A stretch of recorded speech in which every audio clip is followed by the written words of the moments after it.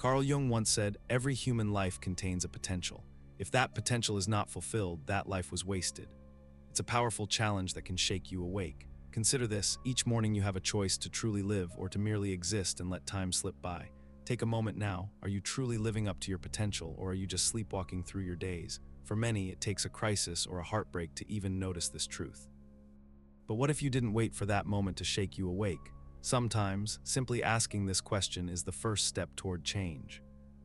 I know the feeling all too well, that quiet ache in the pit of your stomach when you wonder if you're truly living or just surviving. There have been mornings when I've looked in the mirror and asked myself, is this it? Have I wasted years on autopilot?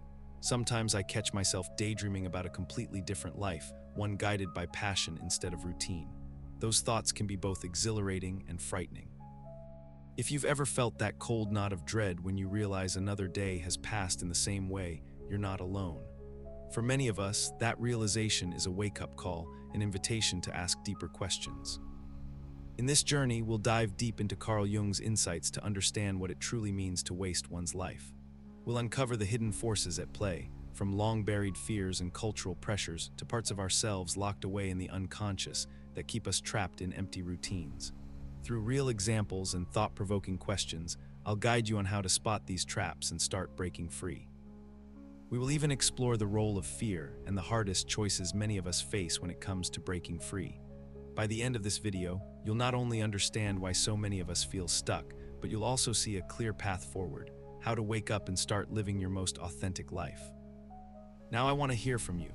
Have you ever felt like life is slipping through your fingers or caught in a daily routine that leaves you numb? What is one small thing in your day that makes you feel truly alive and awake? Take a deep breath as you think of the answer. Share your thoughts below. Your perspective might spark someone else's awakening.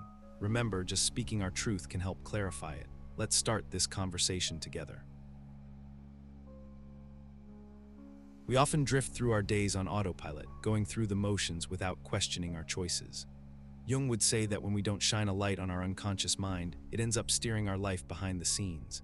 We take on roles that others set for us: the dutiful child, the obedient student, the reliable employee, the perfect partner, and before we know it, we've lost touch with who we really are underneath those masks. Imagine living this way for years, every morning on autopilot, every decision feeling like it was made by someone else.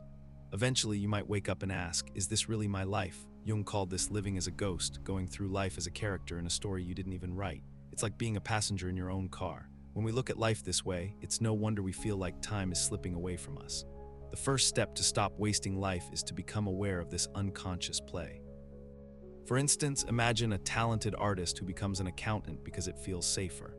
Every day, she sits at her desk crunching numbers, but her sketchbook gathers dust in the corner. Or consider a student who studies engineering because her family expects it, even though deep down his soul craves literature or music. Each evening they come home exhausted, and the dreams they once held seem more distant. Year after year goes by in a blur of deadlines and responsibilities, and that secret ache grows deeper. On the outside, they have everything they should have: money, stability, and respect in their community. Yet inside, a part of them still feels hollow, as if life's creativity and passion are quietly leaking away. These little decisions can add up to a life lived secondhand, a life you're watching through a window instead of living from the inside out. Think of how many small choices like this you've made without questioning them. Each one is like a tile on a path you're walking without noticing where it leads. Some might say there's nothing wrong with this routine life. For example, Stoic or traditional viewpoints would argue that virtue and duty, serving your family, showing up each day, fulfilling your responsibilities, are what give life meaning. Others suggest that true happiness is found in the simple, everyday moments, or that a good, stable life is enough on its own. Even just staying busy can feel rewarding in a sense. But Jung's insight is deeper. He believed that a life lived without self-awareness can feel empty no matter how comfortable it looks. Imagine your inner spark as a garden. You might plant the prettiest flowers on the surface, a good job, a loving family, but if you never tend to the soil of your true self, those blossoms will never fully bloom. Even a successful life in the world's eyes can feel hollow if the garden inside remains neglected. We've seen how living on autopilot can rob us of meaning. Now let's zoom out and consider the world we live in, our upbringing, our culture, the expectations placed on us. Media, family, and social norms all script parts of our story. These forces also play a major role in how disconnected we feel. In the next section, we'll explore how cultural pressures and the journey of individuation influence whether we continue sleepwalking through life or start waking up. We live in a world of roles and expectations. From the time we're young, there's an invisible script: go to school, get good grades, land a stable job, get married, have kids. Society often tells us this is the safe path, follow it, and you'll be successful. In many ways, this framework provides security and a sense of belonging, but it can also come at a cost. We drift further away from our own voices and passions. Jung warned that when we prioritize the persona, the social mask the world expects us to wear, we become divided. It's as if we're wearing these masks all the time, and the real self behind the mask grows muffled and quiet. This disconnection from our inner world and from each other is the second way we end up wasting our lives without even realizing it. Fundamentally, Jung called the process of awakening individuation, the lifelong journey of becoming who you truly are. It means standing up to examine and even reject some of the values you've inherited in order to bring all parts of you into harmony. Think about it. Have you ever sensed something missing or felt that a part of you never got to grow? That's often because society shaped a life path for you, not your own heart. A person who never individuates might spend decades on a path chosen by others, like climbing a ladder that someone else built. It might look high and impressive, but it doesn't actually lead where they want to go. In practice, this can look like pursuing a career, a relationship, or a lifestyle that feels normal or responsible, even if deep down something feels off.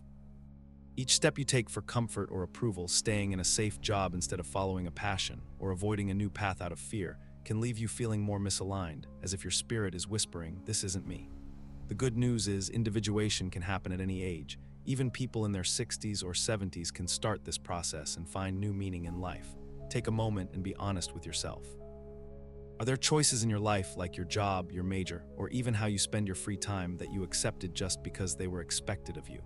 When you look at your daily routine, how much of it brings you genuine joy versus just keeping you busy? What dreams or interests did you quietly let go of along the way? Notice any tension or regret that surfaces as you ask these questions. It's not about blaming anyone, but simply observing. These feelings are signposts pointing you toward parts of yourself that have been forgotten. The answers might not come immediately, but simply turning these questions over in your mind is the first step toward reconnecting with your true desires. Now let's confront the shadow, a concept at the heart of Jung's psychology. The shadow is made up of all the parts of yourself you've learned to ignore or reject. This could be anger you refuse to feel, desires you dare not express, or even hidden talents you never trust yourself to use. We shove these parts into a dark corner of the mind, thinking they'll stay hidden, but they don't. They influence us all the same. Jung taught that you cannot truly wake up without facing them. Embracing your shadow is like turning on the lights in a dark room. Suddenly you see what was there all along. Each hidden piece you welcome back into awareness brings you closer to feeling whole and truly alive. Carl Jung himself had to explore his own shadow during a personal crisis. His experience shows that the journey might be tumultuous, but it can lead to genuine growth. Facing the shadow isn't easy. It often brings up pain or fear. You might feel panic in a dream, an unexpected tear, or a rush of guilt as something previously hidden enters awareness. But these are actually good signs. They mean something important wants to be known. Every time you notice a shadow pattern, maybe you snap at someone unexpectedly, or you feel unexplainably drawn or repelled by certain qualities in others, that's your psyche's way of saying, pay attention here. Psychotherapy, journaling, creative art, or honest introspection can help you explore these feelings. You could even write a letter to the part of you that feels the emotion. Over time, something magical can happen. Those energies can transform into strength or creativity. Rage might turn into passion, fear into compassion, and shyness into confidence. As Jung put it, one does not become enlightened by imagining figures of light, but by making the darkness conscious. These inner discoveries, shining light on the unconscious and integrating the shadow, don't stay contained within you.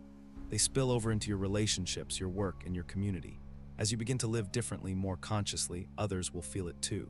When more individuals wake up, society gradually shifts. Priorities change from blind efficiency to conscious well-being, from hollow competition to genuine collaboration. In the next section, we'll look at this bigger picture, exploring how individual awakenings can shift culture, address collective existential questions, and shape the future of our shared well-being.